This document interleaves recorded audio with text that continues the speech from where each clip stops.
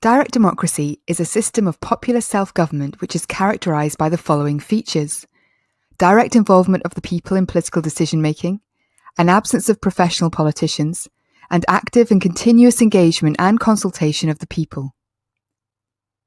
Its proponents believe that direct democracy heightens control as people are encouraged to make decisions for themselves rather than relying on a political representative such as an MP, MSP, or state senator, for example.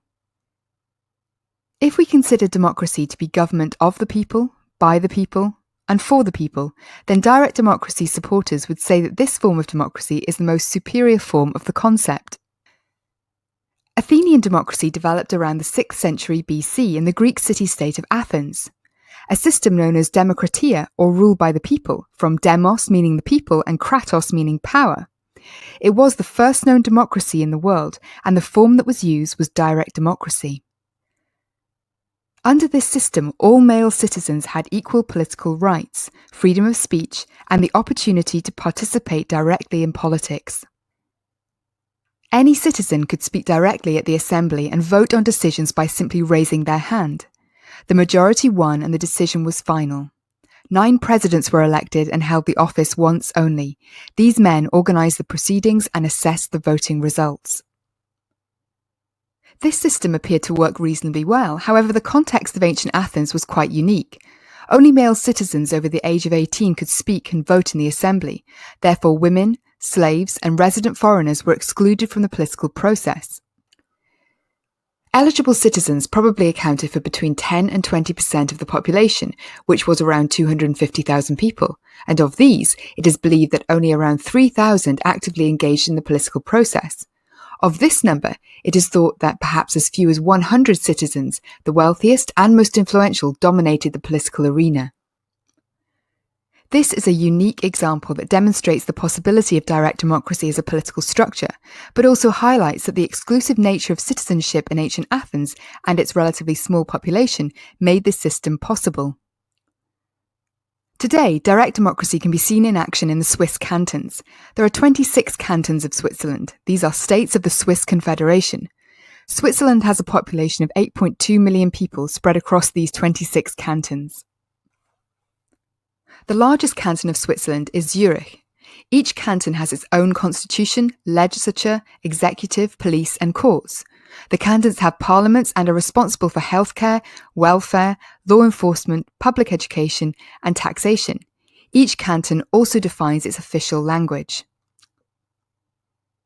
In the Swiss context, there are 3 instruments of direct democracy which are all types of referendum: mandatory, popular initiative, and optional. Mandatory referendums are compulsory. The popular initiative can be launched by any citizen to demand a change in the constitution. 100,000 signatures are required to be collected within an 18-month period. Optional referendums stipulate that 8 cantons must request it, or 50,000 signatures from eligible voters must be collected within 100 days for it to be considered. A double majority, meaning the consent of the majority of the people and the cantons, is required to amend the country's constitution. 200 popular initiatives have been voted on since this form of direct democracy was introduced in 1891. Only 22 have been accepted by the Federal Council and Parliament. In 2016, a popular initiative to give everyone in the country a basic income made it to the referendum stage, but was rejected by 76.9% of voters. Parliament passes new legislation and amendments to existing legislation, but citizens can call for a referendum on new laws and against international treaties. This system relies on significant involvement from the electorate. Swiss citizens report a high level of satisfaction with their political system and government. Nevertheless, Swiss voter turnout in 2015 amounted to just 48.4% of the eligible electorate. Switzerland also uses representative democracy as it allows its citizens to vote in elections for political representatives that sit in the Federal Assembly. The Swiss system is described as a semi-direct democracy as it uses a hybrid approach. One example of the use of direct democracy in the UK is the referendum on the UK's membership of the European Union, commonly referred to as the EU referendum or the Brexit referendum. This took place on the 23rd of June 2016 in the UK and Gibraltar.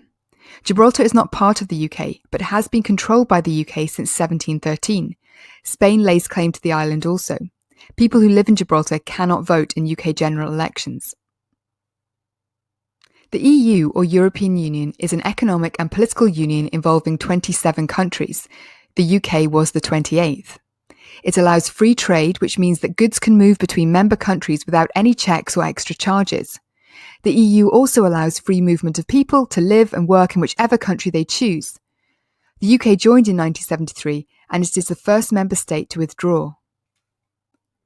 Turnout for the EU referendum was 72.2%, with 51.9% voting to leave and 48.1% voting to remain in the EU. Leave won the majority of votes in England and Wales, while every council in Scotland saw Remain majorities. 95.9% of citizens living in Gibraltar voted to remain in the EU. Turnout here was 83.5%. The UK formally left the EU on the 31st of January 2020, but there is a transition period in which issues relating to data sharing, security, licensing and the regulation of medicines need to be clarified and agreed. There were several issues with the Brexit referendum as a form of direct democracy. Some people felt that they had been misled by the Leave campaign group after seeing what became known as the Brexit bus, or battle bus, that claimed that the £350 million that was sent to the EU each week could be spent on the NHS instead in the event of a Leave result. It was later determined by the Office of National Statistics, the ONS, that this figure was wildly overestimated and misleading. The figure also did not take into account the money the UK received from the EU. Nigel Farage, a prominent Brexiteer, later admitted that the message on the battle bus was a mistake. The issue here is that referendums can be manipulated by the groups that are well-funded and can gain extensive media coverage through large-scale campaigns.